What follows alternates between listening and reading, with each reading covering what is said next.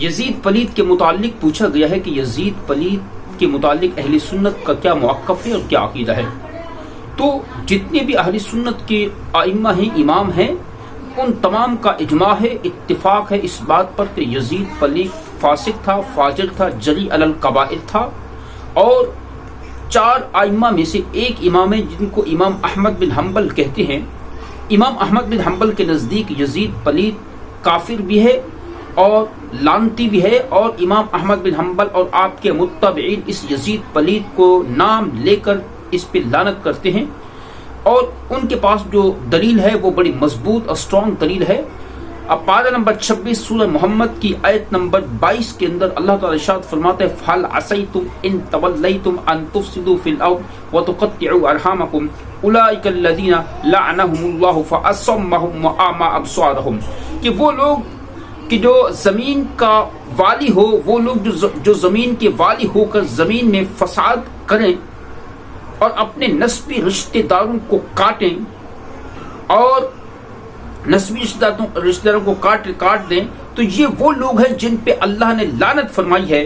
تو اللہ نے ان کو بہرا کر دیا اور ان کی آنکھیں پھوڑ دی. امام احمد بن حنبل کا استدلال بڑا کمال کا ہے. وہ فرماتے ہیں کہ یزید پلید نے والی ملک ہو کر زمین میں اتنا فساد پھیلایا کہ آسمان اور زمین نے بھی یہ منظر دیکھ کے روئے. اسی طرح حرمین طیبین پہ اس میں حملہ کیا، کعبہ معظمہ پہ حملہ کیا، روزہ انور کی سخت یزید پلید نے بے حرمتیاں کی. اس کے ساتھ ساتھ مسجد نبوی شریف کے اندر گھوڑے باندھے، ان کی لید اور ان کا پیشاب منبر اقدس پر پڑا رہا. 3 دن تک مسجد نبوی شریف کے اندر نہ اذان ہوئی نہ نماز ہوئی. مکہ اور مدینہ میں ہزاروں صحابہ اور تابعین کو بے گناہ شہید کیا. کعبہ معظمہ پر پتھر پھینکے، غلاف شریف کو پھاڑ دیا اور کعبۃ اللہ کو جلا دیا، غلاف شریف کو جلا دیا. پاک دامن عورتیں اپنے پاک دامن پاسائیں 3 روز تک اپنے خبیث لشکر پر اس یزید پلید نے حلال کر دیے. رسول اللہ کے جگر پالے حضرت امام عالی مقام امام حسین رضی اللہ تعالیٰ عنہ کو بھوکا اور پیاسا رکھ کر بے دردی کے ساتھ اس یزید پلید نے شہید کیا. اور شہید کرنے کے بعد روزہ جو آپ رضی اللہ تعالیٰ عنہ کا مبارک گردن تھی، مبارک گردن کو جسم اتھر سے یزید پلید نے جو ہے وہ الگ کیا، نیزے پہ چڑھایا اور گھماتا رہا. آپ کے ساتھ جو محرمات تھی، محظورات تھی، ان کو قید کیا، بے حرمتی کے ساتھ یزید پلید کے دربار میں لائے گئے. فرماتے اس سے بڑھ کر قطع رحم کون ہے؟ زمین میں اس نے فساد کیا، یہ ملعون ہے، یہ لعنتی ہے. اور ان حرکات کا فسق اور فجور نہ جانے. قرآن عظیم میں صراحتاً اللہ نے فرمایا اولئک الذین لعنہم اللہ فاصمہم واعمی ابصارہم. اب آپ کو پتہ ہے کہ کتنا زیادہ اس یزید پلید نے ظلم اور بربریت کی، اور یہ بالکل واضح ہو چکا کہ یزید پلید کے فسق اور فجور پر بالکل اتفاق ہے. اور امام احمد بن حنبل جو ہے اس کو لعنتی بھی کہتے ہیں. اور پھر بڑے بڑے جو ہمارے اسلام کے ہیروز ہیں جن کا نام ہے، انہوں نے اس یزید پلید پر جو ہے بڑی سختی سے نفرت کی ہے. حضرت عمر بن عبد العزیز کے سامنے کس نے یزید کو معاذ اللہ امیر المؤمنین کہہ دیا تو آپ نے اس شخص کو 20 کوڑے لگوائے.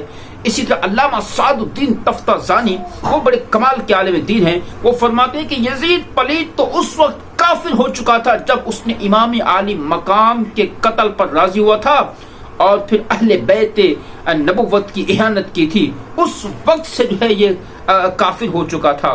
اور اس کے بعد جو ہے میں بات کر رہا تھا بڑے بڑے علماء کی کہ جس کے اندر جو ہے وہ بہت معتبر قسم کے جو ہے وہ علماء آتے ہیں.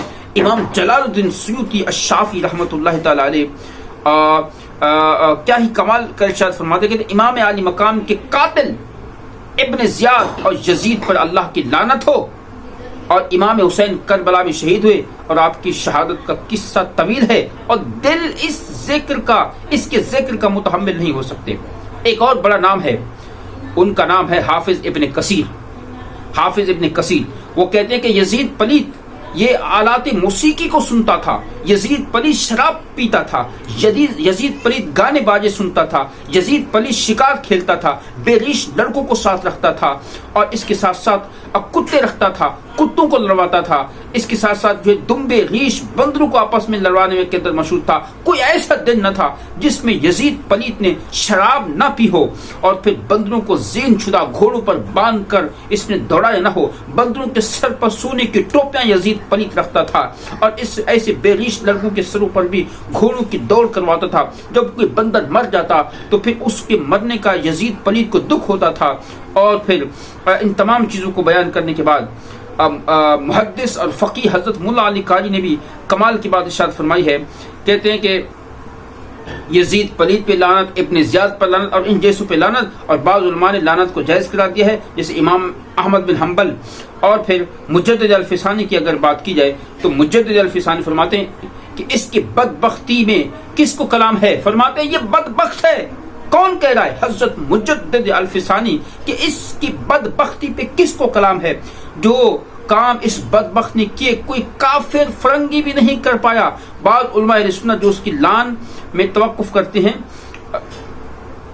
इन तमाम चीज़ों को बयान करने के बाद इमाम अहले सुन्नत आला हज़रत अशाह इमाम अहमद रज़ा खान रज़ियल्लाहु तआला अन्हु इरशाद फरमाते हैं, हक यह है कि यजीद की, इमाम हुसैन की शहादत, फरमाते कि यजीद को अगर कोई काफिर कहे तो हम मना नहीं करेंगे और खुद ना कहेंगे।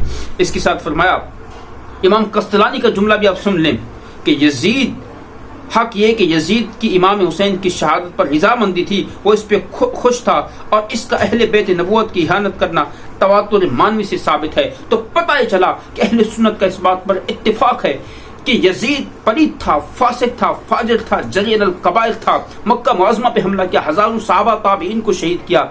इसके साथ साथ जो है काबतुल्लाह के गिलाफ को आग लगा दी। इस बदबख्त और लानती ने अहले बैत नबूवत की जो है वो इहानत की। इस बदबख्त ने, इस यजीद पलीद ने इमाम आली मकाम को भूखा और प्यासा रखकर बेदर्दी के साथ शहीद किया। इमाम आली मकाम के सर अनवर को जिस्म से जुदा करके इसने जो है वो फैलाता रहा। इसके साथ साथ यजीद पलीद का जो किरदार है वो पूरी दुनिया के सामने वाज़ेह है। और फिर यजीद पलीद का किरदार के मुताल्लिक दीगर अइम्मा के भी आपने अक़वालात सुन लिए। हज़रत इमाम अहमद